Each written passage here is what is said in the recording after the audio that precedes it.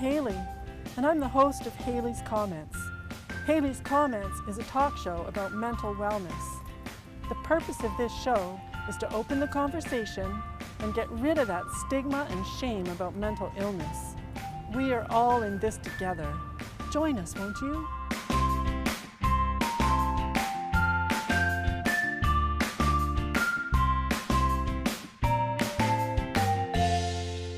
Hello, my name is Hailey, and you're tuned in to Hailey's Comments, our talk show about mental health. Don't be fooled by the fact that I am a puppet. This show is not aimed for children. We do have a show that is for children, and we perform it in the elementary schools. But this show is for adults and teens as we take an in-depth look at real people's experiences with mental health and mental illness. Today, we're going to be talking with Jason, who has an anxiety disorder. Hello, Jason. Hi, Hailey. Thanks for being here with me today. No problem. I want to start right away with clarifying for everyone what anxiety is and what an anxiety disorder is. So I'm going to read some definitions and you can tell me what you think. A dictionary definition of anxiety: distress of uneasiness of mind caused by fear of future danger or misfortune, and a feeling of worry, nervousness, or unease about something with an uncertain outcome. That is the definition of anxiety. I've felt that before. In fact, I'm kind of feeling it a little bit right now. I'm sort of anxious filming this show. As am I. Right. Now let's look at the definition of an anxiety disorder. This is something that was written by the Mayo Clinic. Have you ever heard of them? Yeah, I've looked them up a few times. They're kind of experts on lots of medical stuff, right? Experiencing occasional anxiety is a normal part of life. However, people with anxiety disorders frequently have intense, excessive, and persistent worry and fear about everyday situations. Often, anxiety disorders involve repeated episodes of sudden feelings of intense anxiety and fear or terror that reach a peak within minutes, panic attacks.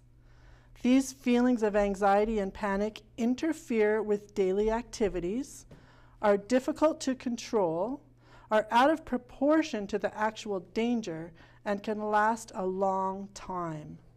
Symptoms may start during childhood or the teen years and continue into adulthood. What do you think about that definition, Jason? I think it's a good definition.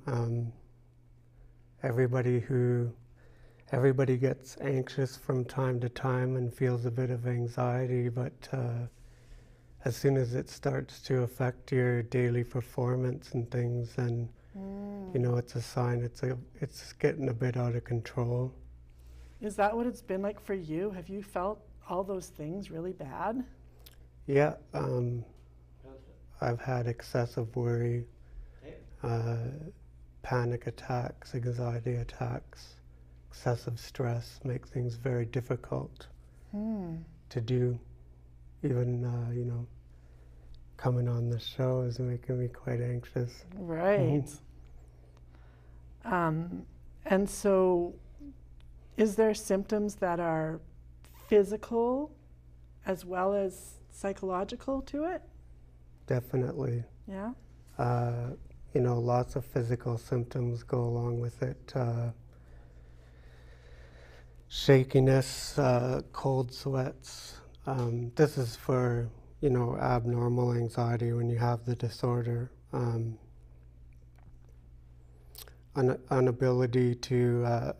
Inability to think clearly. Hyperventilating, you can get into that. And for me, in the last little while, it's been extreme weakness, and it's kind of an embarrassing symptom, but it's you know, physical weakness resulting from the intense anxiety. And then, you know, if you have periods of intense anxiety or an anxiety attack, or a panic attack, extreme fatigue afterwards. That sounds really hard to function. Yeah, it's hard to manage. Does it always seem to be connected to any particular situation? Not for me. You know, certain things you can predict that, yeah, you're going to be fairly anxious for. So, you know, something like this where you're coming into a setting you're not familiar with, of course you're going to be a bit anxious. But it seems to have no rhyme or reason for me. I can go into situations that I encounter on a day-to-day basis. And, you know, for the most part, I won't get anxiety or anything like that around that particular scenario. And then I can go do that very same scenario the next day and get an intense anxiety response to it. So it's quite tricky. Hmm. Yeah. Mm-hmm. And Jason, did it start for you when you were younger? Yes. I got my first panic attack when I was in grade 9 or 10. Mm-hmm. I was in math class and we were just, you know, we were taking notes and things, and I wasn't even thinking, you know, you don't think of that when you're a kid, younger. And all of a sudden my heart starts pounding really fast out of my chest. I start, you know, sweating, I'm getting all lightheaded, and I didn't know what was happening to me. I thought, you know, I'm gonna die here. I thought I was having some kind of heart attack or something. And so I, you know, I tried to keep myself together, and I lasted through the class, went home, and I told my mom about it. And she's, oh, you know, everyone gets those from time to time, and it's nothing to be worried about. It's just something that your body naturally does. Everyone gets them, and don't worry about them. And but it always lingered in the back of my mind, I guess. More so that it happened again, like. So I couldn't really forget about it as she suggested, because it would happen more frequently than would allow me to forget about it. Right. Yeah. It sounds like, I don't know, you thought you were dying, but you didn't even ask the teacher for help. So you must have been kind of embarrassed or something. Yeah, it's embarrassing because you don't really know what to do. You don't know how to, I didn't know how to make sense of what was happening to me other than logically thinking maybe this is some sort of medical problem. Right.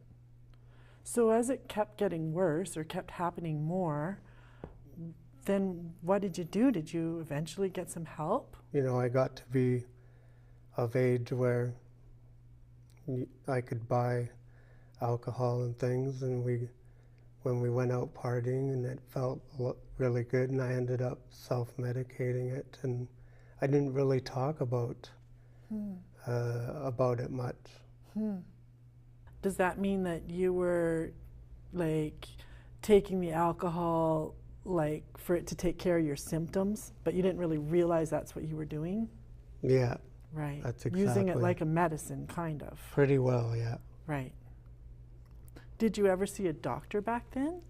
Not, you know,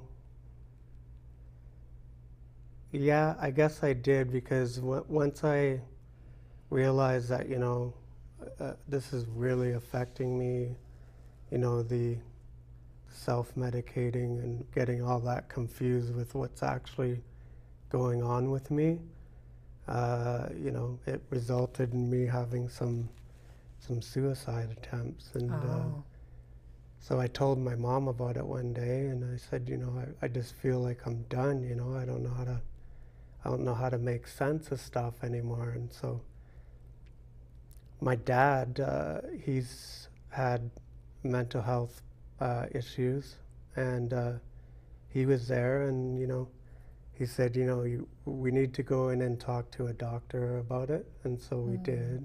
Mm-hmm.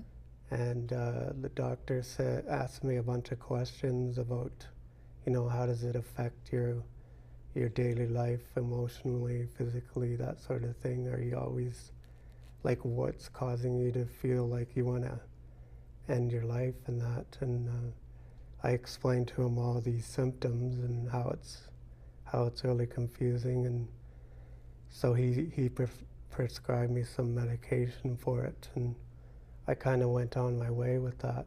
Mm-hmm. How did it feel? Like, did he give you a diagnosis? Not really a diagnosis then, but a suggested diagnosis. He said it sounds like you have or are struggling with anxiety and general anxiety disorder, and there's medication to help with that. And so I was quite hopeful that it would work at that point. Mm-hmm. And did it work? Not at that age, not really. It kind of made it more confusing for me. Oh, yeah? But then again, the important thing that I would say at that point was that I was only dealing with a GP, a general practitioner, and my family, right? So in that regard, yeah, it wasn't really... right now I have access to all kinds of supports, whereas then, it was just me, my mom and dad, and my doctor, right, who's a GP, and they're not trained in that sort of thing. So how did you end up having access to all kinds of more support?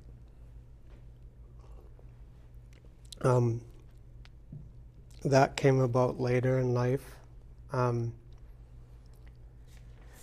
Eventually, after the, when I was self-medicating and that, it got to be where I got so mentally unwell that I couldn't function anymore. I kept repeatedly ending up at this spot in my life where I would do, suicide attempts and just depressed and in the psych wards and this and that. And when I was done, I was done. I was mentally broken, spiritually broken, emotionally broken. I just couldn't continue, and so I went in for help. And I hope that by doing this show, people don't have to go down that road. But I had to be sort of beaten into submission, I guess, and I got pointed in the direction of mental health services here in town, in Campbell River, and that's where everything started to turn around for me. How long ago was that? Oh boy, that was almost 10 years ago. Mm-hmm. And so what happens at mental health services? That's where you get the majority of your support for illnesses like this. And I don't really like calling it illness. It's a mental health issue, and they understand mental health issues down there. They have trained clinicians. It's very professional. There's psychiatrists, there's programs, there's all kinds of things you can do to learn about what particular mental health issue you have, and how to manage it, both with meds and programs and things that you can do in your own life. Because meds for me are only 50% of the solution. Right, because it sounds like you were using meds before, and now in the last 10 years, are you still on meds?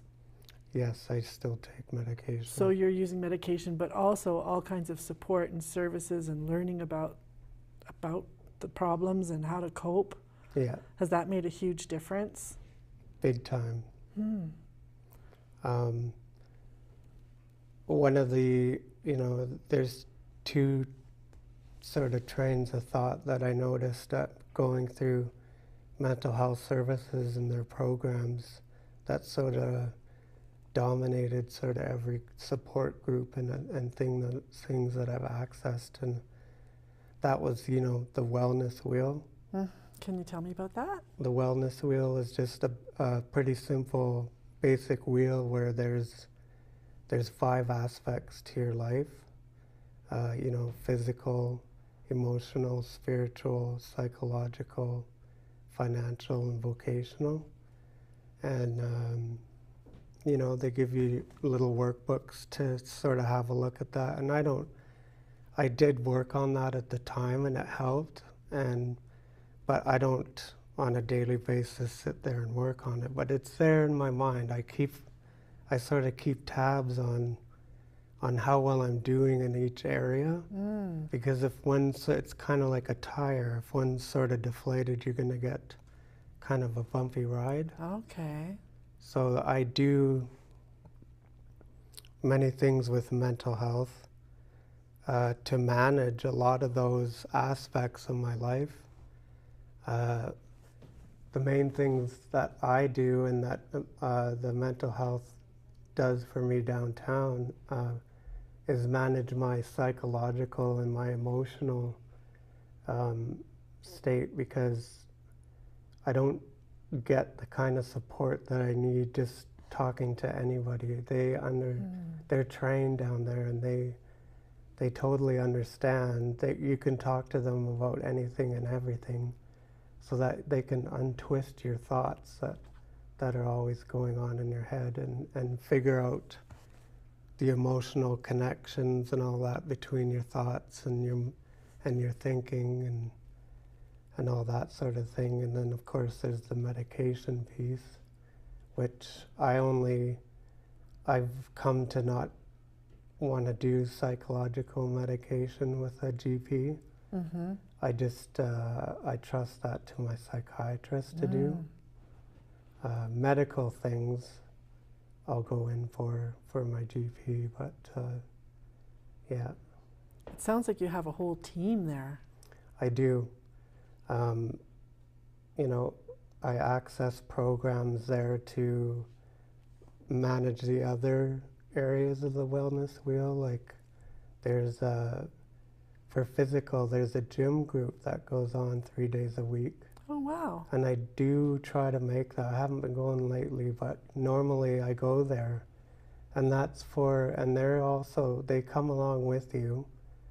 And they're there because they understand. Like when I exercise, I get very, very nervous and anxious. I sort of have an opposite reaction to exercise, and they understand that. So I feel enabled and safe to go there with them and do that. And for the social aspect, I access the Beacon Club, Campbell River. I've heard about that. That's a very important piece of my maintenance, because I go there. Everyone there that's a member has some kind of mental health issue, and they all understand, and no one judges there. It's a safe place to go and have fun and do things that I can't normally do on my own. Mental health, they do, I would say, the majority of it, but the Beacon Club does the rest of it. And I know once a week, Campbell River Mental Health this is the other school of thought that I kind of want to get into, is mindfulness and meditation. The Campbell River Mental Health has mindfulness once a week, where a person, regardless of their mental health issue, can go in and take part in an hour-long meditation and discussion around mindfulness. Or I think there's one every day from 1 to 1:30 for just the meditation piece. So what exactly is mindfulness, and how does it help you? Mindfulness is a state of being, sort of. It's a train of thought of generating both love and compassion for others, as well as learning how to turn those feelings in on yourself. Aw. Yeah, and I got first introduced to that through mental health and mental health services, but I don't practice it with them now because I've actually found someone who's trained in the teachings of mindfulness through the Beacon Club. Right. He goes there once a week, and I attend that faithfully. We study all aspects of mindfulness, and that's my spiritual piece in that wellness wheel. I don't necessarily believe in religions and Buddhism and all that, but you know, the mindfulness teachings that come from Buddhism are very, very wise. And for me, in all my searching and sort of ways that I can grow spiritually as a person, mindfulness is the only thing that's ever been able to touch this. Does this it make anxiety. the anxiety go away? No, anxiety for me has never gone away. It's always there to some degree. It's sort of like a wave, like it gets better at times. There's times in my life where, you know, it seems like I almost don't have a disorder. And it's not really by my own doing, it's just that's how it kind of goes. My brain is wired to worry, and sometimes maybe that piece isn't working, and so I get sort of reprieve from it. Right. And then for no apparent reason, it can start up again, and I'm getting sort of little bit worse. And so that's when I sort of dig in and look at those 5 areas of my life and do that maintenance work. Do you have to kind of keep on that maintenance all the time? It's critical. Right. If I'm not doing those things, I get worse and worse. And I've heard that trying to wish anxiety away doesn't make it go away. Like, if I say, oh my God, I'm anxious, it just makes me more anxious. There's sort of a paradox that happens there, and I'm smiling because if you're having anxiety and you're thinking, I'm not going to have anxiety and I'm calming down, you're actually, just by thinking about anxiety, you're giving it the attention it needs to perpetuate. Right. So I've found through the studies of mindfulness and that to just accept that this is okay, this is what's happening, and as soon as I accept and stop trying to figure this out and be like, I'm not having anxiety, I'm relaxing, and just feel like this is okay, it's fine, it lessens its power. Yeah. You said something to me the other day that I thought was really neat. You said, help me remember, anxiety's worst enemies are Is exposure exposure and kindness. kindness. And I would say maybe kindness and acceptance are pretty well equals in that. Right. Because as soon as you know, thinking back to when I was younger and in my teens and didn't want to admit that, you know, I had anxiety going on, and I felt like I had this fear I was going to lose control, that I was going to go crazy, I was going to faint, all these crazy thoughts and feelings you get when you feel anxious. As soon as I expose that, geez, you know, I'm really anxious, I think I'm having some sort of anxiety attack, it deflates the anxiety just by saying that, because people actually do understand what it feels like to feel anxious. And then once I do that, I try to as best I can. And I'm not perfect, and that's another thing that mindfulness teaches you, is just to accept that you're not perfect. Like, I can't always not be upset with myself because I have anxiety, but I'll get into this. It's okay. Here's anxiety. It's happening. I'm nervous, and so what? I'm going to be nervous for however long it's going to go on for. It's not going to kill me. Right. It might be, I might get a little embarrassed, but I can still function and move on with my life. That sounds like a way better way to manage it than how you described in the beginning, where you're embarrassed and trying to hide it. Mm-hmm. Do you think you'll always need to have support? For me, I can't imagine my life without support. Mm-hmm. I can't imagine my life without, first and foremost, my case manager. She is the single most important person in my life. Every time I have problems, every time I have twisted up thoughts, all the chatter won't stop, I can go in there and talk to her or him and get that all sorted out and get it calmed down to a point where I can manage. And the second most important thing is, the mindfulness and the Beacon Club. I just couldn't do this without them. Yeah. It sounds almost like someone who might have a physical problem, like a broken leg, has a crutch or a cast or a wheelchair, that we accept that we need those things physically, and we need support, and it's harder to see that when it's an invisible disability. And sometimes I do wish that, well, I don't wish, but I almost think it would be easier to have gotten in a car accident and have some sort of physical thing that people can see. Right. Whereas when I get connected with mental health and I access my supports and get out in the community with them, my rehab workers and so on, those people are my wheelchair.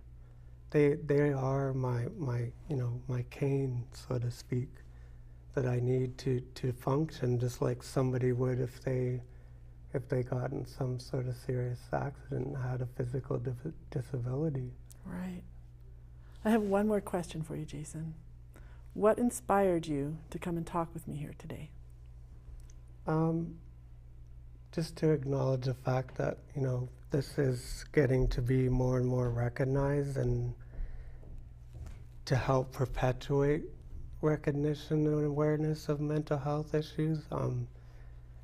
And most of all, if I can help just one person or anybody access mental health services and not feel ashamed of themselves for whatever mental health issues they're having. Because shame is, that it's the worst, it's the most toxic thing for mental health issues that a person can go through. And so don't feel ashamed.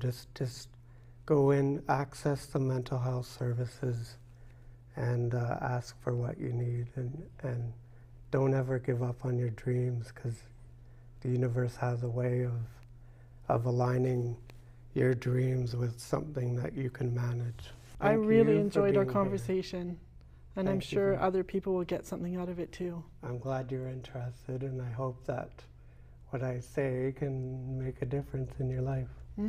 High five.